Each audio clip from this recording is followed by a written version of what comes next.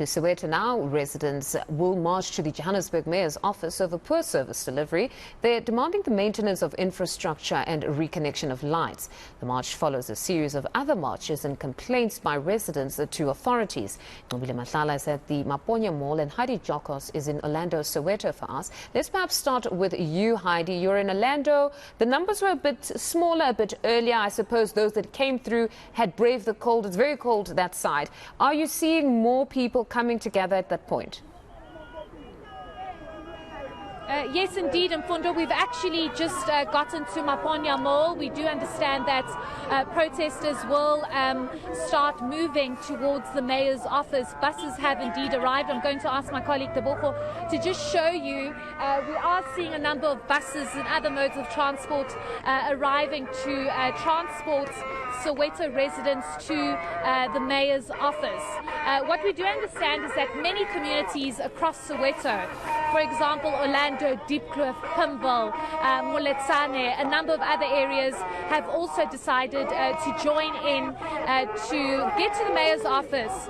We do know the biggest issue here is the fact that there's a lack of electricity supply in Soweto. We know many have been subjected to paying a certain amount of electricity. We know Soweto owes Eskom millions, and Eskom has been at pains to try and get community members here to pay for electricity, but community members are saying that they just cannot afford this.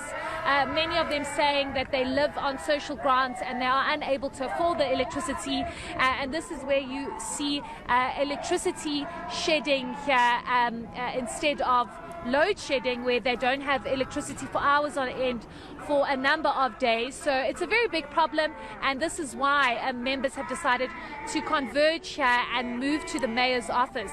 Buses have arrived, other modes of transport, as I've mentioned, so they will start making their way to the mayor's office. It's going to be quite a lengthy process because we do know it's going to be a motorcade that's going to be taking place, and then they're eventually going to start walking towards the mayor's office once they get to Johannesburg CBD. The interesting part about this, Heidi, is that residents are seeking the intervention of a leader who has been at pains to explain that she, as the mayor, can do very little about the electricity issue because they're under Eskom. What has been the sentiment of the residents around that big elephant in the room?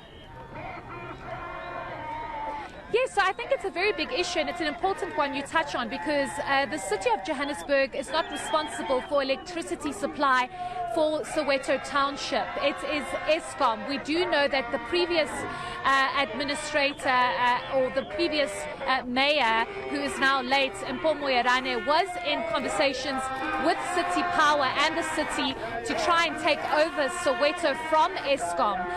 We do know that there's a massive debt burden here in Soweto. So the mayor's office has time and time again expressed that they are not responsible for electricity supply to Soweto. It is rather Eskom. We've asked residents here why they've opted to go to the mayor's office instead of going to Eskom. They've said they've gone to Eskom. They've had no help or no concrete answers or solutions, and they feel as though the mayor can intervene.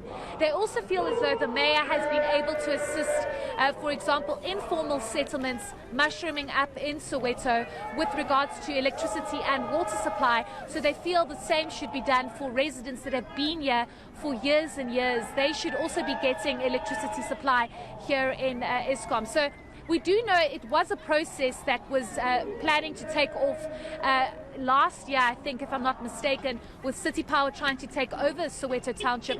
We don't know where those plans are now, but I mean, if you look at what's happening on your screens right now, you have residents saying we cannot go on like this anymore. We had spoken to a community member earlier on in Mfundo with you that told us that that people are dying because they don't have electricity. They can't keep their injections refrigerated and at the right temperature. It's bitterly cold. They don't have electricity. It's old people living by themselves. So it's a massive issue. We know previously people have even said that some are reliant on oxygen, and when there's no electricity, they don't know what to do, and they don't have the capacity to buy generators. So it's a very big problem. But I think it's safe to say that this march has officially commenced, and they will be moving towards the mayor's office. No, it indeed has. Let's rope in Nqobile now. Nqobile, you have been at Maponya Mall where other community members have converged since the early hours of this morning. What's the latest coming from your side? Well, Nfundo, a lot of cars, as you can see, are now moving out of Maponya Mall. A lot of people, just as you can see in front of me, there's some buses that are now moving out of Maponya Mall. We know it's quite a number of them, and of course we'll find out how many numbers of that exactly. We already see the police leaving the convoy, but clearly a lot of people trying to get into transport. There's still those issues that they are still relating to. The police now just preparing the road to ensure that everybody drives out in a convoy. And of course, I'm just going to bring in some of the leaders here to speak to us about leaving now. I mean, Tabang, how many people exactly are now leaving Maponya into the city of Johannesburg? You know, we expected 2,000. It's more than that. I mean, I can say half of the Soweto is out here. We expected to be only accepting about 5 passes. Now we're forced to have 15 passes. Do you understand? So now, no, it's uncontrollable now, to be honest with us. Yeah. So many people, we didn't expect it, but now it's happening. Why do you think a lot of people came today? People are tired, man. People are tired of lies. The Gikele came here and lied to us.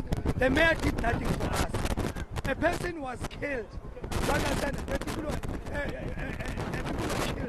And he did nothing. They just came here to make a dress show, to talk to us, simply like maybe they're going to... No, nothing happened. Nothing happened at all.